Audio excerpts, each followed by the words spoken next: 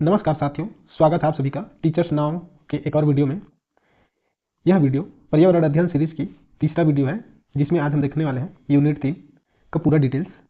अगर आप CG TET और सहायक शिक्षक भर्ती परीक्षा की तैयारी कर रहे हैं तो यह वीडियो आपके लिए बहुत ही ज़्यादा महत्वपूर्ण साबित होने वाला है। तो चलिए वीडियो शुरू करते हैं। यूनिट 3 का मेन टॉपिक है पर्यावरण अध्ययन क्यों पढ़ाएं। टॉपिक से आपको पता चल रहा है कि हमको इस टॉपिक को पूरा देखने के बाद पता चलेगा कि हम पर्यावरण अध्ययन बच्चों को क्यों कराएं।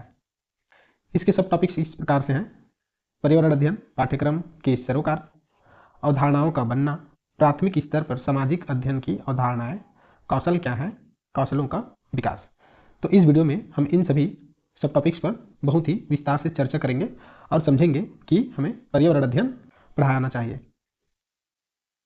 परिचय में देख लेते हैं। पर्यावरण अध्ययन प्रारंभ हमारे आसपास से शुरू होकर धीरे धीरे इसका विस्तार विश्व स्तर तक होता है।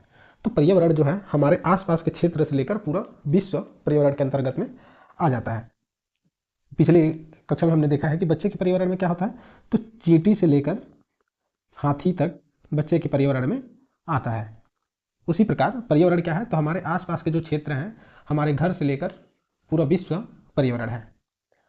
पर्यावरण अध्ययन का उद्देश्य बच्चों की जिज्ञासा को बरकरार रखना और पैना बनाना, उसे आसपास के पर्यावरण की खोजबीन करने के अवसर प्रदान करना, उसे समझ बनाने का मौका देना है।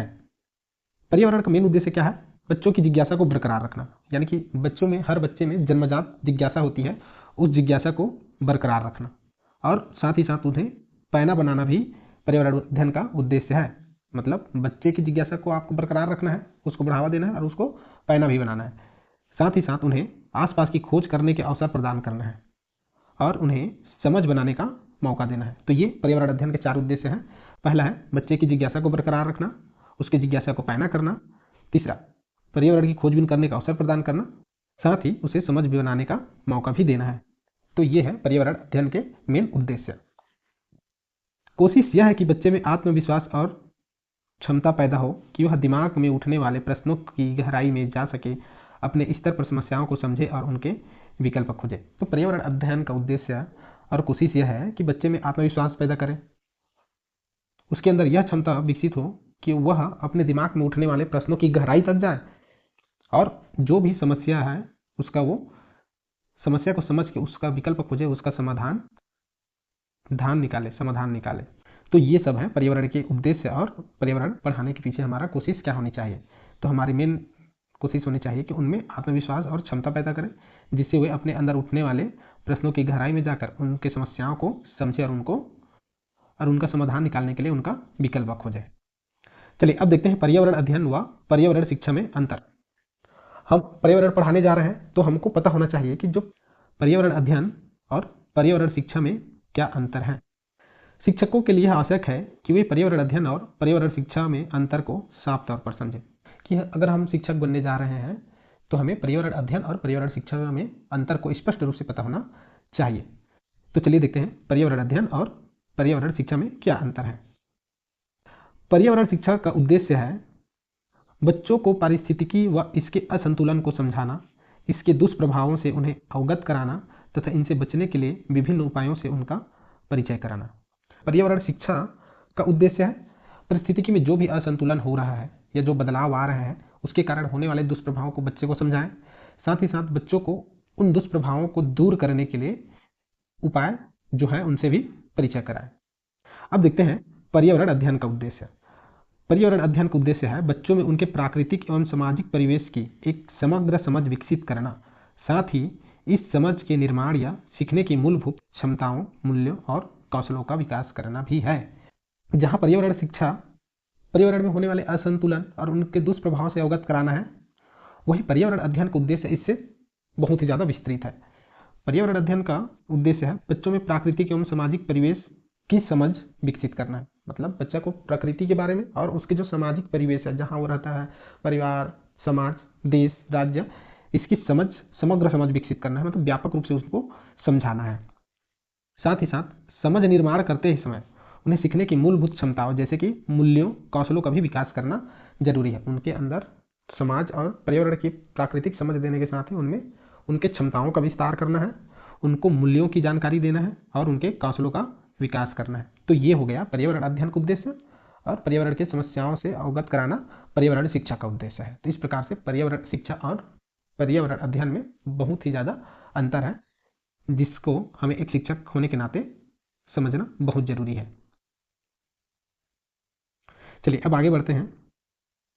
चलिए अब देखते हैं पर्यावरण अध्ययन पाठ्यक्रम के सरोकार, यानी कि पर्यावरण पाठ्यक्रम के क्या क्या सरोकार हैं। प्राथमिक स्कूलों में पर्यावरण अध्ययन कार्यक्रम के 4 प्रमुख घटकों मूल्य यानी कि सही गलत का पहचान या सिद्धांत, अवधारणाएं, जानकारी, कौशल को शामिल करने की अपेक्षा है। प्राथमिक स्तर में पर्यावरण अध्ययन में 4 घटकों को शामिल किया गया है, जो है मूल्य यानी कि सही गलत का पहचान, अवधारणाएं, जानकारी और कौशल। इन चारों अपेक्षित घटकों की जरूरत बच्चे को अपनी पसंद बनाने और आसपास की दुनिया के बारे में जानकारी प्राप्त करने के लिए होगी। इन सामाजिक पसंदों को न केवल बच्चे के व्यक्तिगत संदर्भ में बल्कि पूरे समाज की भलाई के संदर्भ में देखना होगा। तो पर्यावरण पाठ्यक्रम के सरोकार हैं, बच्चे को सही गलत की जानकारी हो जाए, उनके अवधारणाएं जो हैं वो स्पष्ट हो जाए, उनको जानकारी मिले और उनमें कौशल विकसित हो। ये पर्यावरण अध्ययन के 4 घटक हैं जिसको हमको प्राथमिक स्तर पर प्राप्त कर लेना है। और ये चारों घटक जरूरी क्यों हैं? तो इससे बच्चे को अपनी पसंद बनाने और आसपास की दुनिया के बारे में जानकारी प्राप्त करने में मदद मिलती है। बच्चा इन चारों घटकों में जितना ज़्यादा निपुण होगा, वह अपने आसपास की दुनिया में उतनी ही ज़्यादा घुल मिल जाएगा। चलिए अब देखते हैं इन चारों घटकों को बारी बारी से विस्तार के साथ। पहली घटक या पहली अपेक्षा है मूल्यों की समझ। तो चलिए देखते हैं मूल्यों का समझ क्या है। क्या करना चाहिए और क्या नहीं, इसे सीधे सीधे कहना सरल नहीं है। सही गलत का चुनाव जटिल है और अनेकों आयामों से जुड़ा है। अच्छे पर्यावरण अध्ययन कार्यक्रम से बच्चों में नफा नुकसानों को देखकर अपने लिए उपयुक्त पसंद को चुनने की क्षमता का विकास होना चाहिए। इसके लिए यह भी जरूरी है कि वह विवेकपूर्ण सोच खोजने के लिए उत्साह, समानता, विविधता और बहुलता से सामंजस्य आदि से रूबरू हो व इन्हें हासिल कर पाए। उसे संविधान में उल्लेखित सिद्धांतों को भी समझना है। पहली अपेक्षा मूल्यों की समझ से तात्पर्य है कि बच्चे में अपने नफा नुकसान को देखकर अपना उपयुक्त पसंद चुनने की क्षमता का विकास होना चाहिए। यानी कि बच्चा को कोई कुछ बता रहा है या कुछ बोल रहा है या वो कुछ पढ़ रहा है, उसमें से उसके लिए क्या फायदेमंद है और क्या उसको नुकसान पहुंचा सकता है, इसका उसमें चुनाव करने की क्षमता का पूरी तरीके से विकास होना चाहिए। मूल्यों की समझ ये कह रहा है। साथ ही साथ उसमें विवेकपूर्ण सोचने की और निर्णय लेने का भी क्षमता होना चाहिए। किसी समस्या की समाधान खोजने में उसे उत्साह होना चाहिए। साथ ही साथ वह समानता, विविधता और बहुलता से सामंजस्य आदि गुण उनके अंदर विकसित होना चाहिए कि वो सबको समान नजरिए से देखे, विविधता जो है उसका सम्मान करे, और जो बहुलता है जहाँ वह उससे वो क्या कर सके, अपना सामंजस्य स्थापित कर सके। इन सभी गुणों का विकास बच्चे के अंदर होना चाहिए। यही पर्यावरण अध्ययन की पहली अपेक्षा है।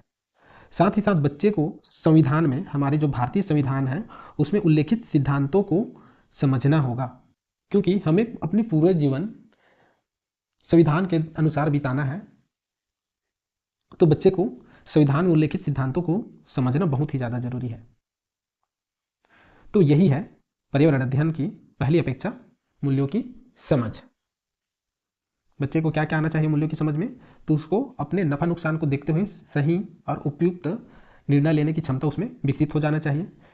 उसमें विवेकपूर्ण सोच खोजने के लिए उत्साह, समानता, विविधता, बहुलता आदि से सामंजस्य स्थापित करने के गुण विकसित होने चाहिए। चलिए देखते हैं बच्चे के अंदर नैतिक समझ का विकास कैसे कर सकते हैं, या उसके विकास के स्तर को हम कैसे पहचान सकते हैं। नैतिक समझ का पहला स्तर है लोगों द्वारा बताए गए नियमों की बिना कोई प्रश्न स्वीकार्यता, चाहे डर के कारण हो या प्रलोभन के कारण। देखिए यह है, छोटे बच्चों में यह स्तर पाया जाता है, अधिकतर पाया जाता है कि वे जो बड़े बता रहे हैं या दूसरे जो बता रहे हैं उसको बिना किसी प्रश्न के वो स्वीकार कर लेते हैं।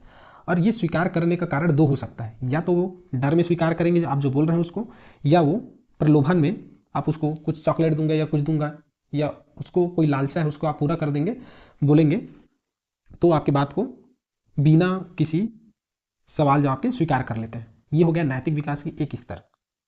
दूसरी स्थिति में यह स्वीकार्यता निजी हित स्वार्थ की पूर्ति के कारण हो सकती है। पहला तो वो बिना सवाल जवाब के स्वीकार कर ले, चाहे डर में करे या प्रलोभन में करे। दूसरा सिद्धांत यह कहता है कि यह जो स्वीकार्यता है ये निजी हित या स्वार्थ पूर्ति के कारण हो सकती है। दूसरे स्तर में बच्चे उन नैतिक सिद्धांतों या मूल्यों को मानने लगते हैं जो कि समाज में अधिक स्वीकार्य है एवं उसके अनुरूप ही व्यवहार भी करते हैं।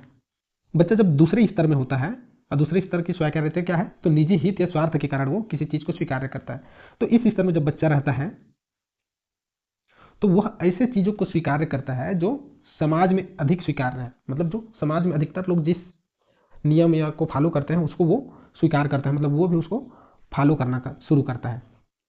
और उसी जो समाज में जो स्वीकार्यता है, जो ढर्रे चलता आ रहा है समाज में, उसी के अनुरूप वो व्यवहार करना भी सीखता है। नैतिक समझ का तीसरा स्तर है पूर्ण निर्णय द्वारा सही गलत का चुनाव करना। इस स्थिति में बच्चे के मन में यह द्वंद्व उत्पन्न हो सकता है कि वह अपने निजी हित को महत्व दे या सार्वजनिक हित को। नैतिक समझ का तीसरा स्तर है, इस स्तर में बच्चा जो निर्णय लेता है वह पूरी तरीके से तर्क पूर्ण निर्णय के द्वारा सही गलत की चुनाव करता है। इस स्थिति में बच्चे के अंदर में द्वंद्व उत्पन्न हो जाता है कि मैं ये चीज करूं या ये चीज करूं, कौन से नियम को फॉलो करूं, ये उसके अंदर द्वंद्व चलता है। और इस द्वंद्व को वो तार्किक निर्णय के साथ किसी निर्णय पर पहुंचता है। अब इस निर्णय में पहुंचने के उसके पीछे दो कारण हो सकते हैं, या तो अपने निजी हित को महत्व दे या सार्वजनिक हित को। ये बच्चा का स्वयं निर्णय होगा, लेकिन ये जो निर्णय होगा वो तर्क पर आधारित होगा। बच्चे से यह अपेक्षा होती है कि वह सार्वजनिक हित को प्राथमिकता देने की ओर आगे बढ़े। चलिए अब देखते हैं पर्यावरण अध्ययन की दूसरी अपेक्षा, अवधारणाओं की समझ। अवधारणाओं की समझ। यह स्पष्ट है कि इन नैतिक मूल्यों को व्यक्ति के अस्तित्व का हिस्सा बनाने के लिए इनमें शामिल अवधारणाओं की गहरी समझ जरूरी है। पर्यावरण अध्ययन में अवधारणाएं अनेक सूत्रों द्वारा आती है, इसलिए इनका स्वरूप बहुत अलग है। उदाहरण है लोगों, समुदायों और समाजों के बीच संप्रेषण और उनकी एक दूसरे पर निर्भरता, स्थिति, जलवायु, आदतें, सरकार, सहकारिता, विविधता, बहुलता आदि। ये अवधारणाएं धीरे धीरे अधिक जटिल और अंततः संबंधित हो जाती है। तो दूसरी अपेक्षा है बच्चों में अवधारणाओं की समझ विकसित हो। तो ये जो नैतिक मूल्य की अवधारणाएं हैं, इनको बच्चे के या व्यक्ति के अस्तित्व का हिस्सा बनाना शामिल है। इन अवधारणाओं की गहरी समझ होना बहुत ही जरूरी है। और ये जो अवधारणाओं की समझ है ये अनेक सूत्रों द्वारा आती है, इनका स्वरूप अलग अलग होता है। उदाहरण के लिए लोग हो गए, समुदाय हो गए, समाजों के बीच संप्रेषण, इसके माध्यम से हमें, जब हम किसी लोग से, किसी व्यक्ति से या किसी समुदाय से संप्रेषण करते हैं तो हमारी अवधारणाएं जो है विकसित होती जाती हैं। और ये अवधारणाएं जो है धीरे धीरे जटिल होती जाती हैं, एक दूसरे से जुड़ते जाती हैं और एक विशाल जाल की तरह फैल जाती है।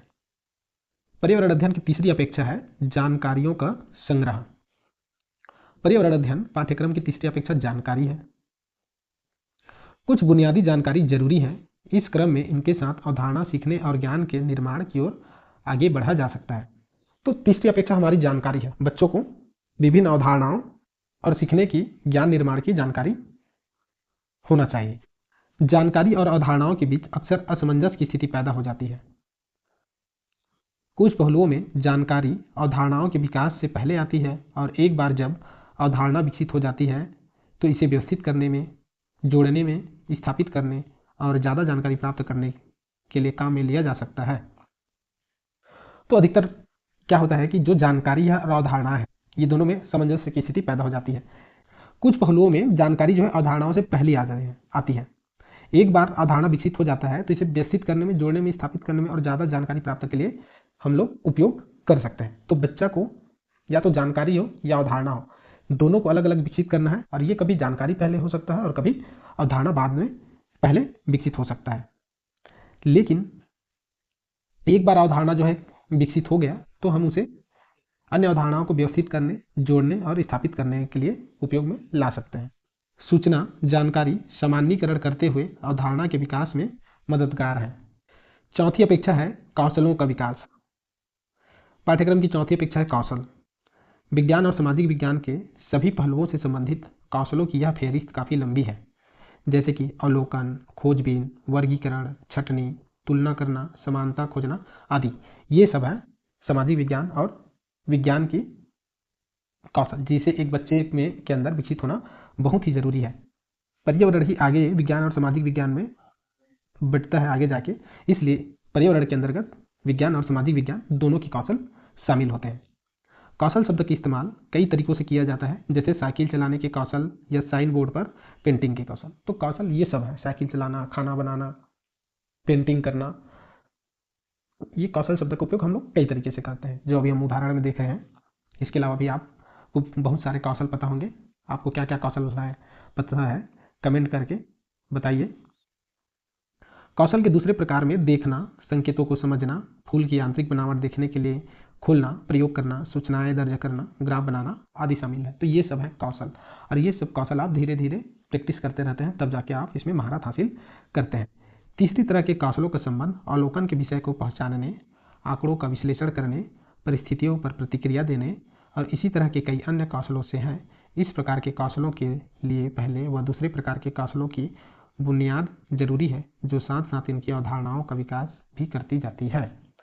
तो ये जो तीसरे प्रकार के कौशल है, जिसमें क्या है, किसी विषय को पहचानना, आंकड़ों का विश्लेषण करना और किसी परिस्थिति पर प्रतिक्रिया देना, ये तीसरे प्रकार के कौशल है।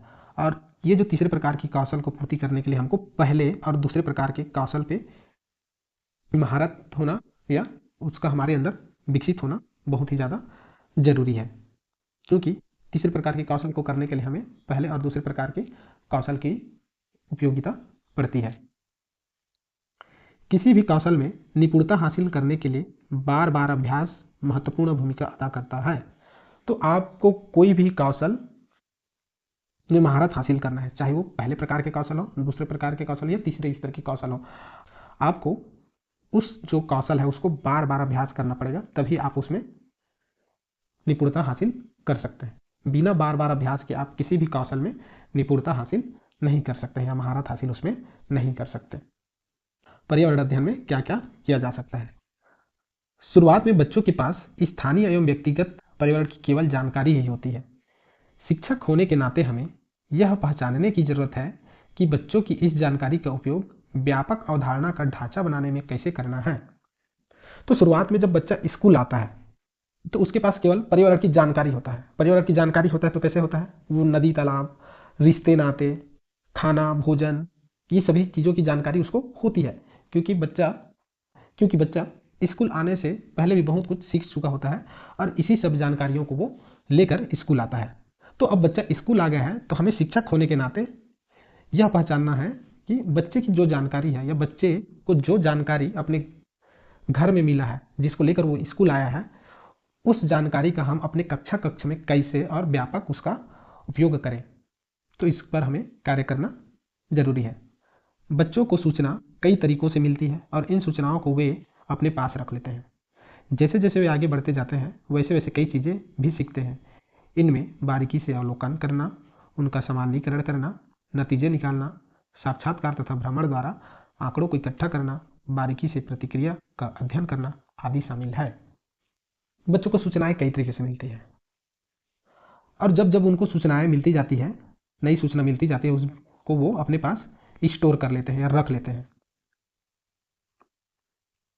अब उस सूचना को अपने पास स्टोर कर लिए हैं और उनकी दिनचर्या चल रही है, वो आगे बढ़ रहे हैं, तो फिर वो आगे बढ़ते जाते हैं, वैसे वैसे नई चीज़ें सीखते जाते हैं और उनका जो जानकारी है उसका भंडारण बढ़ते जाता है।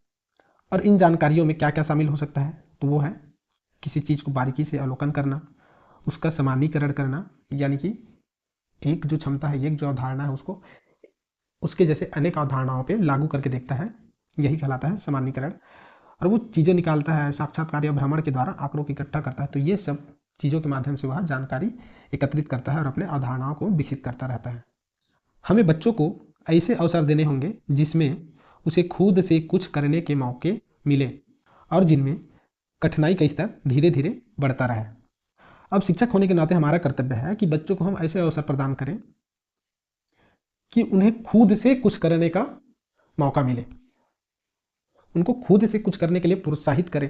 और वो जब हम उनको खुद से कुछ करने के लिए मौका दें, तो ये मौका ऐसे होना चाहिए कि उसका जो कठिनाई का स्तर है वो धीरे धीरे बढ़ना चाहिए। हर बार हम जब बच्चे को कोई चीज़ करने के लिए दें, तो हम पहले सरल से शुरुआत कर सकते हैं। सरल काम हम उसको दे सकते हैं, फिर हम उसको कठिन कर सकते हैं, फिर कठिनाई के स्तर को और आगे और बढ़ा सकते हैं। तो इस प्रकार से हमें बच्चे को मौका देते समय इस नियम का फॉलो करना है कि हम उसको धीरे धीरे जो काम दे रहे हैं उसके कठिनाई के स्तर को बढ़ाते हुए दें।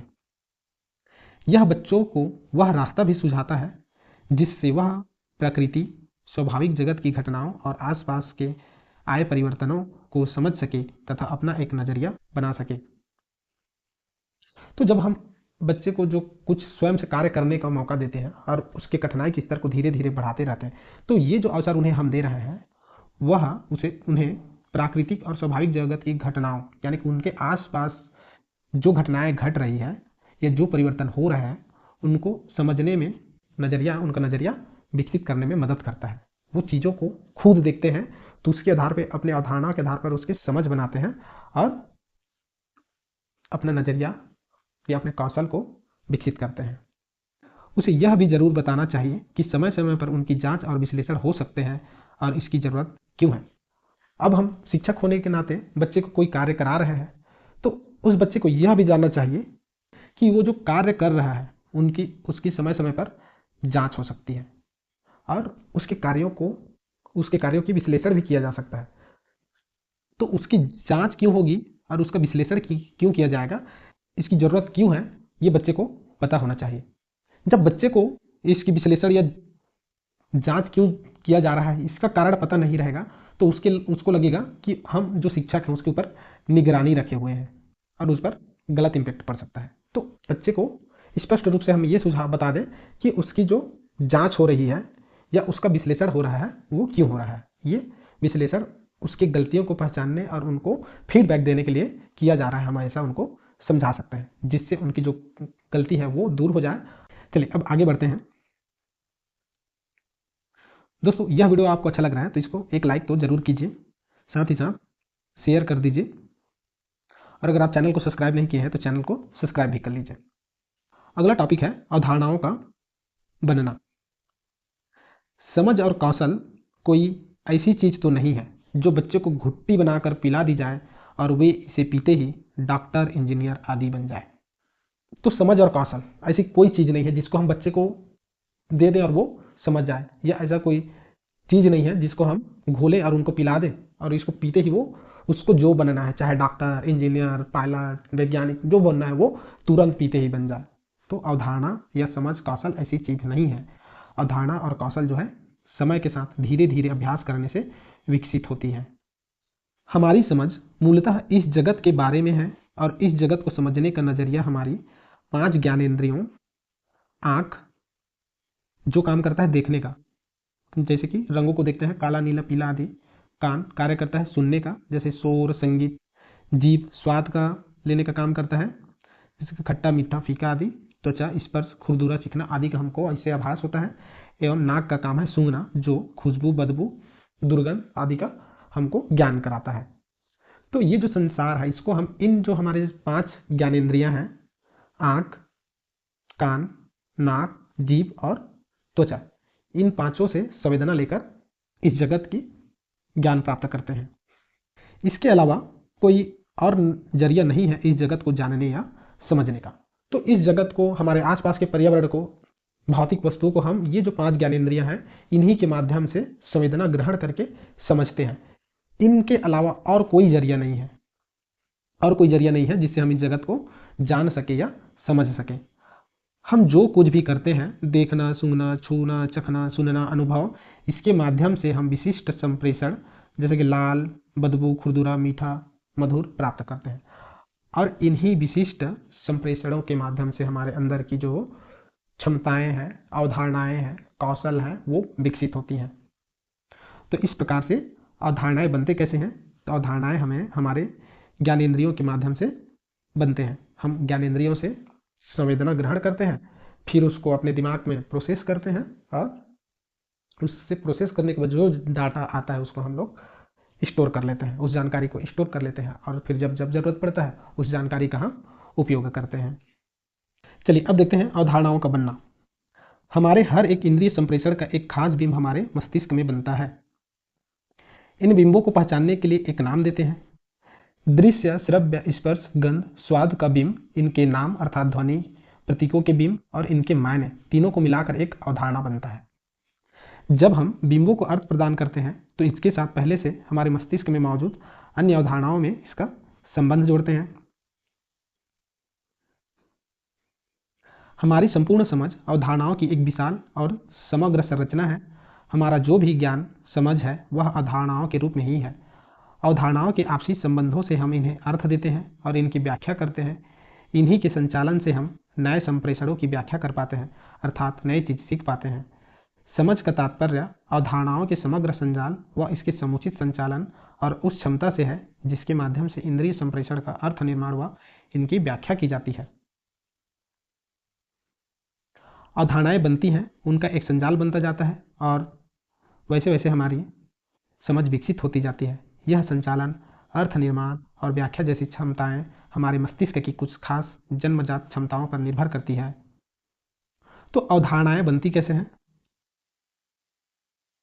मान लीजिए हम कोई दृश्य देखते हैं। देखने के बाद उस दृश्य को हम एक नाम देते हैं। नाम जो है वो एक ध्वनि होता है। उस दृश्य को देखने के बाद हम उसको नाम दे दिए। अब इस ध्वनि का या इस नाम का एक अर्थ निकलेगा। अब ये जो पहला जो दृश्य है जिसको हम एक नाम दिए हैं, जो एक ध्वनि होता है, और इस ध्वनि से हम एक अर्थ ग्रहण करते हैं। ये जब तीनों आपस में मिल जाते हैं तब बनता है अवधारणा। जैसे कि एक बच्चा एक 4 पैर, 1 पूंछ, 2 आंख वाला छोटा सा जानवर को देखता है जो भूरे रंग का है। फिर कोई बड़ा उसको बोलता है, ये जो दृश्य है, ये जो जानवर है उसको, कि ये कुत्ता है। अब इस बच्चे को ये जो दृश्य है इसका एक नाम मिल गया। नाम यानी कि ध्वनि, और वो क्या है? कुत्ता। अब वो बच्चा उस नाम ध्वनि को अब अर्थ निकालता है उसका कि कुत्ता जो है एक छोटा जानवर होता है जो भूरे रंग का होता है, उसके 4 पैर होते हैं, 1 पूंछ होता है, 2 आंख होता है। अब ये बच्चे के मस्तिष्क में बन गया कुत्ते की अवधारणा। ये हो गया बच्चे के मस्तिष्क में कुत्ते की अवधारणा। अब जैसे जैसे हम और बिंब ग्रहण करते जाते हैं वैसे वैसे हमारी अवधारणाएं जो है विकसित हो जाती हैं। अब बच्चा समझ गया है कि कुत्ता भूरे रंग का होता है, 4 पैर होता है। लेकिन कुछ दिन बाद वो एक कुत्ता देखता है जो काले रंग का है, 4 पैर है। बच्चे को वो पता चलता है कि ये जो काले रंग का भी है ये भी क्या है? कुत्ता ही है। तो अब उसके जो अवधारणा है कुत्ते का कि कुत्ता भूरे रंग का होता है, 4 पैर वाला होता है, उसमें एक और अवधारणा जुड़ गया है कि कुत्ता काले रंग का भी होता है। तो इस प्रकार से उसकी अवधारणा जो है विकसित हो गई कि अब उसको अवधारणा में एक चीज और जुड़ गया कि कुत्ते काले रंग का भी होता है। फिर किसी दिन कुत्ता सफेद रंग का देखेगा तो उसमें एक और अवधारणा जुड़ जाएगा कि कुत्ता सफेद रंग का भी होता है। इस प्रकार से अवधारणाएं विकसित होती है। कोई हम जो दृश्य देखते हैं या संवेदना हमारे इन ज्ञानेंद्रियों के माध्यम से अनुभव करते हैं उसको एक नाम देते हैं, ध्वनि देते हैं। फिर उस ध्वनि और दृश्य का हम एक अर्थ निकालते हैं और ये दृश्य, ध्वनि और अर्थ जब मैच हो जाता है तो फिर उससे एक अवधारणा बनता है। फिर धीरे धीरे हमें उस अवधारणा, उस दृश्य के बारे में नई जानकारियां मिलती जाती हैं तो हमारा अवधारणा जो है वो विकसित होते जाता है। और इस प्रकार से एक अवधारणा बनती है, फिर उसका एक संजाल बनता है, जाल बनता है और हमारी समझ विकसित होती जाती है।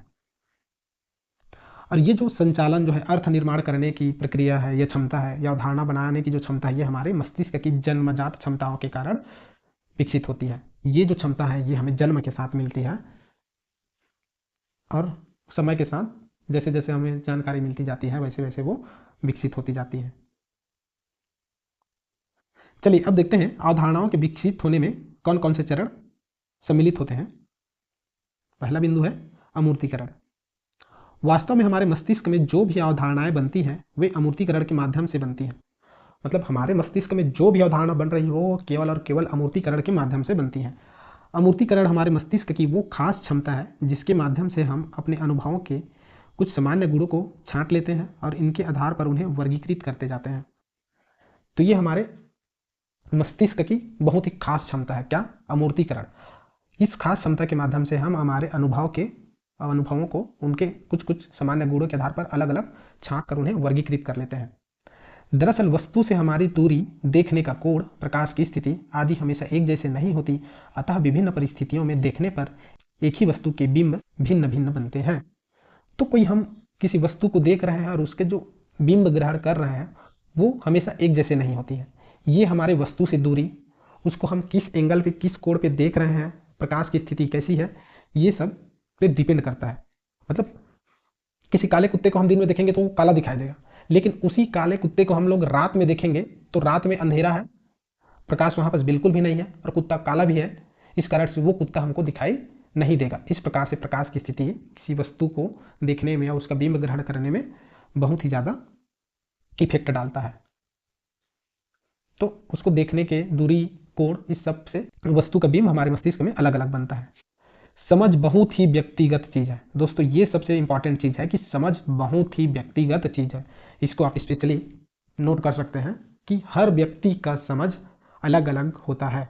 एक ही चीज को देखने का नजरिया दो व्यक्तियों का एक दूसरे से बिल्कुल भिन्न हो सकता है। इसीलिए बोला गया है कि समझ बहुत ही व्यक्तिगत चीज है। हमारी मस्तिष्क एक ही वस्तु के इन भिन्न भिन्न बिंबों में से कुछ समान गुणों को छांट लेता है, अर्थात अमूर्तीकरण करता है और इन गुणों को एक अमूर्त छवि बनाता है। यह छवि अमूर्तन कहलाती है। अब हमारा मस्तिष्क जो है वो क्या करता है, जो ये भिन्न भिन्न बिंब है, दृश्य है, उसको अलग अलग गुणों के आधार पर वो छांट लेता है। इसको बोलते हैं अमूर्तीकरण। और फिर उन गुणों के आधार पर एक छवि बनाता है। जैसे हम लोग अभी कुत्ते के मामले में देखे थे कि एक बच्चा कुत्ते को देखता है जो भूरे रंग का होता है, चार पैर होता है, एक पूंछ होता है, आंख वाँख सब होता है, तो उसका कुत्ते का छवि बनता है। तो अब उसके लिए तो कुत्ता भूरे रंग का ही होता है। अब अगली बार वो जब देखता है कि कुत्ता काले रंग का भी होता है, फिर उसमें एक और गुण जुड़ गया कि कुत्ता काले रंग का भी होता है। इस प्रकार से उसका वो अमूर्तीकरण करता है और छवि बनाता है। और ये जो अमूर्तीकरण करने के बाद जो छवि बनाने की जो प्रक्रिया है वो प्रक्रिया कहलाती है अमूर्तन। अमूर्तन के इस स्तर तक आते आते वे सामान्य गुण इंद्रियगत कम और उपयोग सम्मत, अर्थात वस्तु के उपयोग क्या क्या है अधिक होने लगते हैं। तो अमूर्तन के स्तर पर जब बच्चा या व्यक्ति पहुंचता है तो वो अमूर्तन उसके सामान्य गुणों के आधार पर नहीं करता है। वो उसका अमूर्तन जो हो जाता है उपयोग सम्मत हो जाता है कि वह जो वस्तु है उसका उपयोग क्या क्या है, उसके आधार पर उसका अमूर्तन या वर्गीकरण किया जाता है। तो ये है वर्गीकरण, जिसमें हम किसी वस्तु को उसके विशेष गुणों के आधार पर छांट के उसका अमूर्त छवि बनाते हैं। अब देखते हैं समझ निर्माण के चरण, कि समझ निर्माण में क्या क्या चरण शामिल होते हैं। समझ ना तो दी जा सकती है ना ही संप्रेषित की जा सकती है। समझ ऐसा चीज है जिसको हम किसी व्यक्ति को ना तो दे सकते हैं ना किसी के पास पहुंचा सकते हैं। समझ खुद से विकसित होती है और ये हमारे मस्तिष्क की जन्मजात क्षमता के कारण होती है। ज्ञान मानवीय मस्तिष्क की रचना है। ज्ञान को हमारा मस्तिष्क जो है खुद रचित करता है, उसका रचना खुद करता है। इसमें आवश्यक रूप से अनुभव, अवधारणाओं का बनना, अन्वेषण तथा सत्यापन के तरीके शामिल होते हैं। तो ये ज्ञान निर्माण की जो चरण है उसमें हमारा जो अनुभव है वो शामिल होता है, हमारे अंदर जो अवधारणा बनती है वो शामिल होता है, साथ ही साथ किसी समस्या को खोजने की या उसको सत्यापित करने की हमारे जो तरीके हैं ये सब शामिल होते हैं। ज्ञान का आधार कुछ अनुभव है और कुछ अनुभव भाषा के माध्यम से प्रेषित किया जाता है, अतः यहाँ अवधारणा का प्रयोग होता है। तो हमारा जो ज्ञान निर्माण होता है वो हमारे अनुभव के आधार पर होता है। वहीं हम अनुभव को भाषा के माध्यम से प्रेषित कर सकते हैं जो अवधारणा बनने में उपयोग होता है। यदि कोई ऐसी वस्तु या तथ्य के संपर्क में आता है जो उसके ज्ञान में नहीं है तो प्रश्न उठते हैं। जब हम किसी ऐसे वस्तु को देखते हैं या जानकारी के संपर्क में आते हैं जिसका ज्ञान हमको नहीं है, हमारे मस्तिष्क को नहीं है, तो फिर हमारे अंदर एक प्रश्न उठता है कि ये वस्तु है तो है क्या। इतने दिन हो गए मैं इसके बारे में नहीं जानता हूँ, अब मुझे तो इसके बारे में पता करना ही है। ये सभी प्रश्न हमारे अंदर, हमारे मस्तिष्क में उठते हैं। ऐसे प्रश्नों का उत्तर आनन फानन में नहीं दिया जा सकता। अब चूंकि हम वो वस्तु को ही पहली बार देख रहे हैं तो प्रश्न हमारे अंदर उठ रहा है, उसका हम लोग तुरंत जवाब नहीं दे सकते हैं। इन प्रश्नों का संतोषजनक उत्तर जानने के लिए हमें अन्वेषण या खोजबीन करनी पड़ती है और इस तरह निरंतर ज्ञान निर्माण में अन्वेषण के तरीके तो पूर्व कल्पित होते ही हैं। इस प्रकार से अब हमें उस जो प्रश्न हमारे अंदर में उठा है उसका संतोषजनक उत्तर जानने के लिए हमें उसका खोजबीन, उसका जांच पड़ताल करना पड़ेगा कि वस्तु है तो है क्या, यहाँ पास आया तो क्यों आया, इतने दिन से मैं इसको नहीं देखा हूँ या इसके बारे में नहीं सुना हूँ तो क्यों नहीं सुना, क्यों नहीं जाना। इन सभी का हम एक एक प्रश्न का लेते जाते हैं, उसका जवाब ढूंढते हैं, तब जाके हम उसके नए ज्ञान के पास पहुंचते हैं और ये खुद हम अन्वेषण करके हमारे दिमाग की क्षमता के माध्यम से इसको प्राप्त करते हैं। ज्ञान स्वतः ही वेद नहीं ठहराया जा सकता, इसे सत्यापित करना पड़ता है। अब जो हम अनुभव से या अन्वेषण करके जो ज्ञान प्राप्त किए हैं उसको हम ऐसे ही वैध नहीं ठहरा सकते या वैध नहीं कह सकते। इस जो ज्ञान प्राप्त किए हैं उसको अब हमको सत्यापित भी करना पड़ेगा। जब तक हम किसी ज्ञान को सत्यापित नहीं कर लेंगे वह ज्ञान नहीं माना जाएगा। तो ज्ञान निर्माण के लिए आवश्यकता होती है किन किन चीजों की? अनुभव, अवधारणा का बनना, अन्वेषण की विधियां तथा सत्यापन की प्रक्रियाएं। तो ज्ञान बनने की चरण में ये सब चीज शामिल होते हैं। पहले हम किसी घटना को, किसी वस्तु को, किसी दृश्य को, किसी अनुभव को अनुभव करते हैं। क्या करते हैं? अनुभव करते हैं। अनुभव करते हैं तो उसके से लेकर हमारे अंदर प्रश्न उठता है। उन प्रश्नों को हम अन्वेषण के माध्यम से दूर करते हैं और उसका अवधारणा हमारे अंदर बनता है। फिर उन अवधारणाओं का हम अन्वेषण करते हैं, फिर से जांच पड़ताल करते हैं और फिर जांच पड़ताल करने के बाद एक ज्ञान बनता है। अब इस ज्ञान को हमको सत्यापन की प्रक्रिया के माध्यम से सत्यापित करना है। यदि हम चाहते हैं कि बच्चे विवेकपूर्ण स्वायत्त बने तो संभवतः उनके लिए आवश्यक होगा कि उनकी ज्ञान निर्माण की प्रक्रिया पर पकड़ हो, साथ ही साथ एक आरंभिक ज्ञान आधार हो। अगर अब हम शिक्षक होने के नाते चाहते हैं कि बच्चे विवेकपूर्ण स्वायत्त बने, यानी कि वो अपने ज्ञान का निर्माण खुद करें, अन्वेषण खुद करें, तो हमें चाहिए कि हम बच्चे में ज्ञान निर्माण की जो प्रक्रिया है वो विकसित करें। ये जो प्रक्रिया है इसमें उनके पकड़ बनाने में मदद करें ताकि वो अपने ज्ञान का डेवलपमेंट खुद कर सकें। क्योंकि अभी हम देखें कि समझ जो है ये व्यक्तिगत होती है और ज्ञान का निर्माण हमारा मस्तिष्क स्वयं करता है। इसलिए बच्चों को भी उनको ज्ञान निर्माण खुद करने के लिए हमको प्रेरित करना होगा और उन्हें इस प्रक्रिया पे सशक्त बनाना होगा। चलिए अब देखते हैं सीखने की प्रक्रिया और शिक्षण के दौरान ध्यान रखने वाली बातों को। तो सीखने की प्रक्रिया में हम सबसे पहले क्या करते हैं? अनुभव प्राप्त करते हैं। तो अनुभव प्राप्त करते समय हमको किन चीजों की ध्यान रखनी चाहिए? बच्चों को अधिक से अधिक अनुभव के मौके उपलब्ध हों, अर्थात सामाजिक एवं प्राकृतिक परिवेश के साथ अंतः क्रिया के मौके हों। तो हमें बच्चों को अनुभव प्राप्त कराना है तो उनको अधिक से अधिक अनुभव के मौके उपलब्ध कराना होगा। और ये मौके कैसे हों? सामाजिक एवं प्राकृतिक परिवेश के साथ उनका अंतः क्रिया के मौके हों, यानी कि वो जो परिवेश है, जो चीज के हमको उसको अनुभव कराना चाहते हैं, उससे उनको स्वयं अंतः क्रिया करना पड़ेगा, उनके स्वयं उस पर क्रिया करना पड़ेगा। सीखने की जो दूसरा क्रम है वो है अनुभव का आपस में संबंध बनाते हैं। नए अनुभव का पुराने अनुभव से संबंध बनाए, अर्थात नया सिखाते समय बच्चे के पूर्व ज्ञान से शुरू करें। अब हम बच्चे को कोई सा भी नया चीज अनुभव करा रहे हैं, नया चीज सिखाने जा रहा है, तो बच्चा उस नए ज्ञान के बारे में, नए चीज के बारे में पहले से क्या जानता है? जो बच्चा पहले से जानता है उसका जो पूर्व ज्ञान है उससे हमें शुरू करना चाहिए कि जो हम नए ज्ञान जो सिखाने जा रहे हैं उसके बारे में बच्चा क्या जान रहा है उसको पता करके वहीं से हमको उसको शुरुआत करनी चाहिए। सीखने की प्रक्रिया में तीसरा बिंदु है ये संबंध वर्गीकरण व विश्लेषण, समानता, असमानता, क्रम इत्यादि के आधार पर बनते हैं। जो हम अनुभव प्राप्त करते हैं उसका जो संबंध बनाते हैं उसके पूर्व ज्ञान से, तो ये पूर्व ज्ञान से संबंध कैसे बनता है? तो उस पूर्व ज्ञान से या तो वो समानता रखेगा जो नया ज्ञान है, या असमानता रखेगा, या उसके क्रम एक जैसे होंगे। तो ये समानता, असमानता या क्रम के आधार पर ये दूसरे अधिकार आधार से जो अनुभव है और पूर्व ज्ञान जो है बच्चे का उसमें संबंध बनता है। तो अब हमको संबंध बनाते समय किन बातों का ध्यान रखना चाहिए? तो वो है समानता, असमानता, क्रम देखने और वर्गीकरण व विश्लेषण कर पाने की क्षमता विकसित करने के मौके दें। तो हमें अनुभव कराने और संबंध कराने के प्रक्रिया में बच्चों को समानता, असमानता देखने के क्रम इत्यादि के बारे में बच्चे को खुद कार्य करने का मौके देना चाहिए। चौथा बिंदु है संबंधों का ढांचा बनाते हैं। सीखने की प्रक्रिया में हम जो अनुभव है उससे संबंध विकसित करके संबंधों का ढांचा बनाते हैं। तो अवधारणाओं के आपसी संबंध बनाने और उनके आपसी संबंध देखने के मौके दें। तो यहाँ पर भी हमको बच्चे को मौका देना है संबंध को विकसित करने में। यह सब कुछ सीखने वाले के मन में होता है। ये जो हम जो जितने सीखने की प्रक्रिया भी हम 4 बिंदु देखे हैं, ये सब सीखने वाले के मन में हो रहा है। तो बच्चे खुद अपने ज्ञान का निर्माण करते हैं, शिक्षक की भूमिका मददगार सहायक की होती है।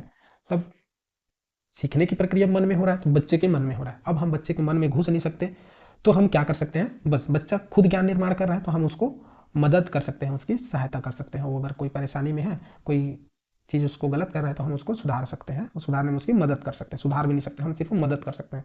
अब बच्चा खुद ही सुधारेगा या वैसे ही रहेगा, वो उसके ऊपर डिपेंड करेगा।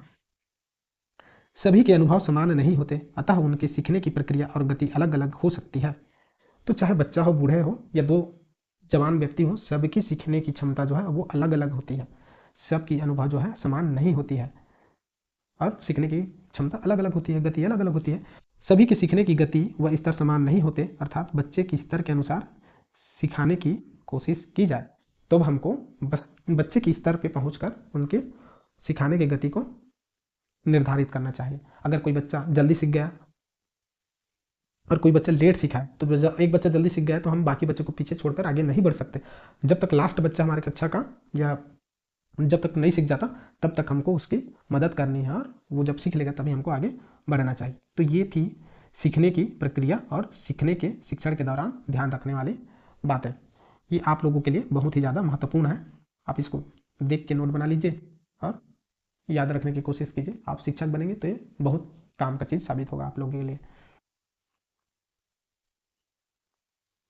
चलिए अब देखते हैं कौशल क्या है। किसी भी अवधारणा को समझने के लिए आवश्यक है कि बच्चों में ऐसे कौशल विकसित की जाए जो उन्हें अपने आप सीखने में मदद करे और वह मात्र रटने में ना बंधे। तो कोई भी अवधारणा जो है उसके सीखने के लिए यह जरूरी है कि बच्चों के अंदर ऐसे कौशल विकसित किया जाए जो उन्हें खुद से सीखने में मदद करे, ना कि रटने को प्रेरित करे। पर्यावरण अध्ययन का मुख्य उद्देश्य यह होता है कि किसी आधारभूत ज्ञान के आधार पर कुछ कार्य कर पाना, जिससे कि बच्चों में किसी कार्य को कर सकने की क्षमता का विकास हो, अर्थात बच्चा किसी कार्य को कर सकने की योग्यता हासिल कर सके, इसे हम कौशल कह सकते हैं। तो पर्यावरण अध्ययन का मुख्य उद्देश्य क्या है कि आधारभूत ज्ञान के आधार पर कुछ कार्य कर पाने की क्षमता बच्चों के अंदर विकसित करना। मतलब बच्चों को जो ज्ञान है उसके आधार पर वो कोई कार्य जो है उसको कर सके, यही पर्यावरण अध्ययन का उद्देश्य है कि बच्चा को इस योग्य बनाना कि उसके पास जो ज्ञान है उसका उपयोग करके वो कुछ नया ज्ञान जो है उसको सीख सके, उसको कर सके, इतना क्षमता उसमें विकसित हो। तो अब हम कौशल क्या है इसको कैसे कह सकते हैं? तो किसी कार्य को कर सकने की योग्यता हासिल करना ही कौशल है। हर बार के प्रयास में हम उस कौशल पर थोड़ी थोड़ी पकड़ हासिल करते जाते हैं। इस दौरान हम गलतियों से सीखते हैं और उनमें सुधार करते जाते हैं। कुछ प्रयासों के बाद हम उस कौशल में इतने पारंगत हो जाते हैं कि हमें वह कार्य बहुत सहज लगने लग जाता है।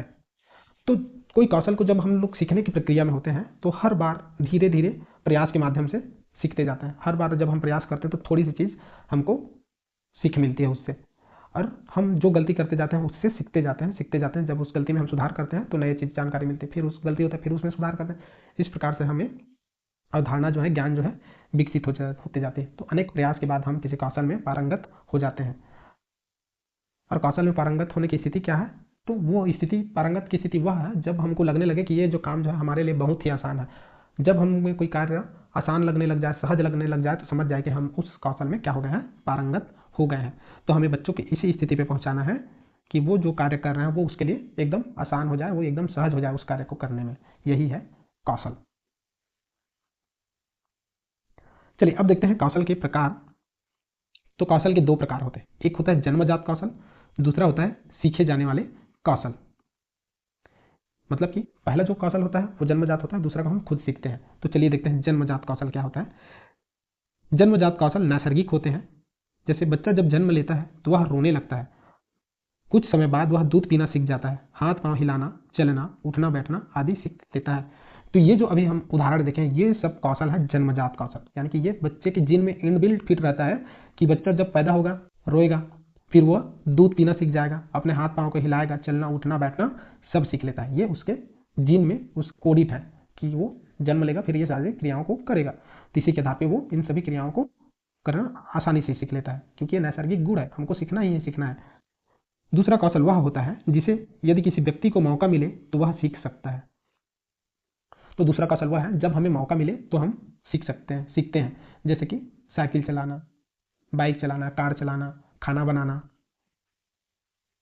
आदि। और आप उदाहरण बहुत सारा ले सकते हैं।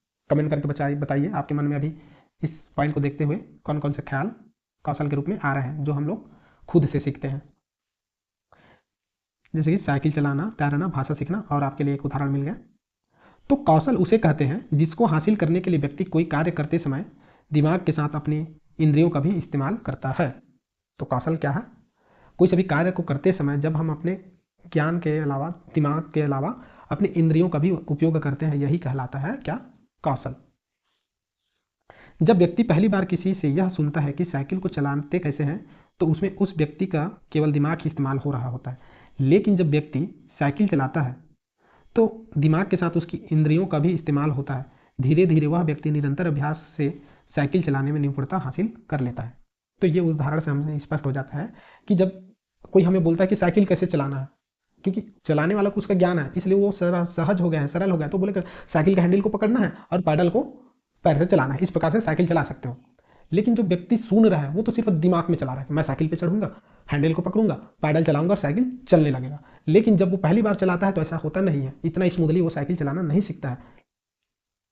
फिर वो पहले हैंडल को पकड़ना सीखता है, फिर पैडल पे पैर मारता है, फिर पैडल को घुमाना सीखता है। फिर इस क्रम में होता है क्या है कि हमारे हैंडल हिलते रहते हैं या तो कभी पैडल रुक जाता है। ये धीरे धीरे अभ्यास करते जाते हैं, तब जाके हम हमारा जो है हाथ और पैर का कॉम्बिनेशन बैठता है और हमारा हाथ सीधा रहता है, पैडल चलता रहता है और हम साइकिल चलाने में सहज हो जाते हैं। तो ये इस प्रकार से हम कह सकते हैं कि कौशल वह है जिसको करने में हमारा मस्तिष्क के साथ हमारा इंद्रिय जो है वो इस्तेमाल होते हैं, और ये हम बार बार अभ्यास करने से इसमें पारंगत हो जाते हैं। चलिए देखते हैं कौशलों का विकास कैसे होता है। कौशलों के विकास में अवलोकन करने, सवाल उठाने जैसी प्रक्रियाएं महत्वपूर्ण भूमिका निभाती हैं। अब देखते हैं अवलोकन। अवलोकन यानी बारीकी से जांच परख वैज्ञानिक सोच की बुनियाद है। ये वैज्ञानिक सोच की बुनियाद है। जब भी हमारे सामने कोई समस्या आता है तो हम उसके एकदम बारीकी से जांच पड़ताल करते हैं। हालांकि उस टाइम हम ये नहीं सोचते हैं कि हम एक वैज्ञानिक की तरह कार्य कर रहे हैं, लेकिन हम वैज्ञानिक सोच की पद्धति को फॉलो कर रहे हैं, मतलब एक वैज्ञानिक की तरह कार्य कर रहे होते हैं। इस प्रक्रिया के दौरान हम अपने आसपास की दुनिया के बारे में जानकारी हासिल करते हैं। किसी समस्या को हल करने के लिए अवलोकन द्वारा ही हम उसकी जानकारी हासिल करते हैं। हम कभी कभी ही अवलोकन करते हैं, ज़्यादातर समय हम देखने के बाद भी नहीं देखते। तो अवलोकन के माध्यम से हम अपनी दुनिया की जानकारी जो है एकत्रित करते हैं, और किसी भी समस्या जो हमारे सामने उपस्थित हुआ है उसको सॉल्व करने के लिए, उसकी समस्या को समाधान करने के लिए हम अवलोकन के माध्यम से ही जानकारी प्राप्त करते हैं। अब शुरू शुरू में हम जब कोई समस्या नया रहता है तब हम उसका अवलोकन बारीकी से करते हैं। एक बार जब हम उस समस्या का समाधान कर लेते हैं तो फिर वैसी समस्या जब हमारे सामने दोबारा आती है तो हम उस समस्या पर ध्यान नहीं देते हैं, सीधा उसके समाधान पर लग जाते हैं। क्यों? क्योंकि उस समस्या का अवलोकन तो हमें पहले से कर चुके हैं, जिससे जो हमारे मस्तिष्क में स्टोर है, समस्या है, उसके आधार पर हम उसका सलूशन को सीधा फॉलो कर लेते हैं सोचने के बजाय। फिर अगला प्रक्रिया है तुलना करना। अवलोकन के बाद हम उसका क्या करते हैं, जो हमारे पास रिजल्ट आए उसका हम तुलना करते हैं। जैसे जैसे बच्चे चीज़ों को बारीकी से देखते हैं वे अपने आप ही चीज़ों की तुलना करना शुरू करने लगते हैं और उनमें समानताओं और अंतरों को खोजने लगते हैं। अब हम अवलोकन के माध्यम से समस्या को देख लिए, फिर हम अब उसकी तुलना करते हैं। तुलना हम किस माध्यम से करते हैं? या तो उनकी समानताओं के आधार पर करते हैं या उनके अंतरों के आधार पर तुलना करते हैं। तुलना करने की प्रक्रिया से अवलोकन की कुशलताएं तेज होती हैं और यह वर्गीकरण शुरू करने का पहला कदम है। जब हम तुलना करते हैं, अवलोकन के बाद तुलना करते हैं, तो हमारी अवलोकन की प्रक्रियाएं जो है, कुशलताएं वो तेज हो जाती हैं और हम वर्गीकरण की पहले कदम की ओर आगे बढ़ जाते हैं। तो जाहिर सी बात है हमारा अगला कदम होगा वो वर्गीकरण होगा, और यह है वर्गीकरण। चलिए देखते हैं क्या होता है। असली चीज़ों को छांटने के साथ ही वर्गीकरण शुरू हो जाता है। जब हम चीज़ों को समानताओं या असमानताओं के आधार पर छांटते हैं तो वर्गीकरण शुरू हो जाता है। समूह बनाने के लिए बच्चों को चीज़ों की आपस में तुलना करके कोई विशेष गुणधर्म आधार पर उपसमूह बनाने पड़ते हैं। तो अब हम वर्गीकरण करते हैं तो किसी विशेष गुण धर्म के आधार पर वर्गीकरण करते हैं, या तो हम उसके समानता को देखेंगे या उसके असमानता को देखेंगे या कोई अन्य बिंदु को देखेंगे और उसके आधार पर हम वर्गीकरण करते हैं, समूह बनाते हैं। फिर अगला चरण है मापना। मापने की कुशलता में अवलोकनों को एक संख्यात्मक रूप दिया जाता है। हम जो अवलोकन किए हैं, जो सूचना प्राप्त किए, अब हम उसको मापन के माध्यम से उसको एक संख्यात्मक मान प्रदर्शित करते हैं, जैसे कि अंक, दूरी, समय, आयतन, तापमान आदि। मापने की चीज़ों को एक व्यवस्थित रूप में जैसे किसी क्रम में रखना पड़ता है, हम उसको एक क्रम में रखते हैं। यह क्रम रंग का गहरे से हल्का या फिर लंबाई का बड़े से छोटा हो सकता है। क्रम को जैसे हमें ज़रूरत है उस हिसाब से हम क्रम को कर सकते हैं। फिर है संप्रेषण, यानी कि अपनी बात को बताना। यह हाव भाव, शरीर की स्थिति, चेहरे के भाव, आवाज, शब्द और मित्र आदि द्वारा हम एक दूसरे से अपनी भावनाओं को व्यक्त करते हैं। तो ये जो सभी हम अभी देखे हैं, हाव भाव, शरीर की स्थिति, चेहरे का भाव, आवाज, शब्द, ये सब हमारे अपनी भावनाओं को दूसरे तक व्यक्त करने के माध्यम है और संप्रेषण करते समय हम इन्हीं माध्यमों का उपयोग करते हैं। बचपन की वैज्ञानिक खोजों में संप्रेषण का मतलब होता है किसी घटना का वर्णन करना। बच्चा अपने विचारों, दिशाओं का वर्णन को कई तरीकों से पेश कर सकता है, मुंह जुबानी या लिख कर, जैसे चित्र, मॉडल, नक्शे, ग्राफ, रपट आदि के माध्यम से एक बच्चा जो है अपने भावना को संप्रेषित कर सकता है। या तो वो मौखिक रूप से कर सकता है या उसको लिख कर, चित्र बनाकर या ग्राफ के माध्यम से हमें दिखा सकता है। संप्रेषणों में जानकारी को एकत्र करके उसे व्यवस्थित करना और फिर उसे इस प्रकार पेश करना होता है जिससे औरों को हमारी बात समझ में आए। तो संप्रेषण में हम क्या कर सकते हैं, क्या करते हैं, किसी जानकारी को एकत्रित करते हैं, फिर उसे व्यवस्थित करते हैं और उसे इस प्रकार सामने रखते हैं कि जो हमारे अलावा दूसरा व्यक्ति देख रहा है वो हमारी बात को, जो हम जो कहना चाह रहे हैं, उसको समझ जाए। सामने वाला हमारी बात को समझ गया यानी कि हमारा संप्रेषण सफल हुआ।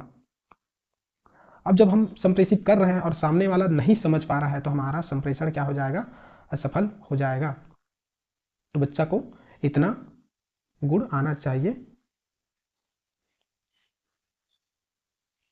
चलिए आगे बढ़ते हैं। अगला बिंदु है निष्कर्ष निकालना।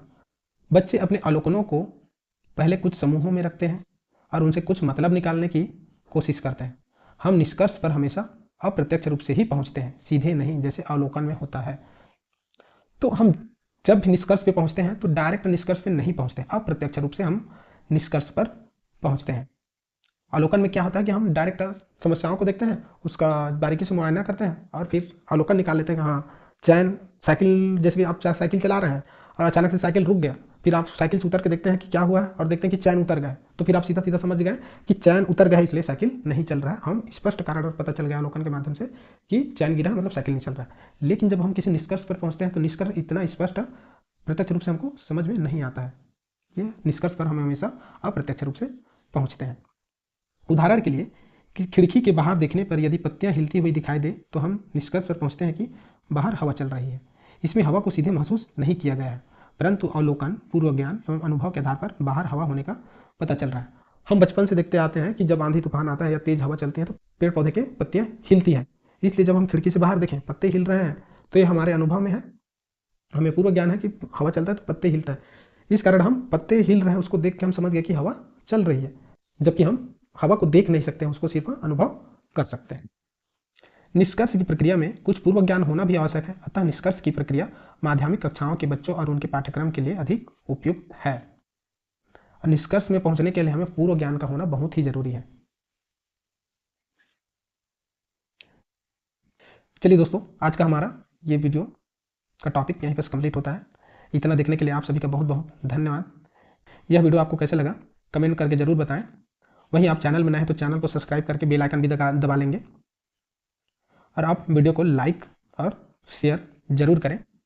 चलिए जल्द मिलेंगे अगले वीडियो में, तब तक के लिए आराम से पढ़िए, मस्त रहिए।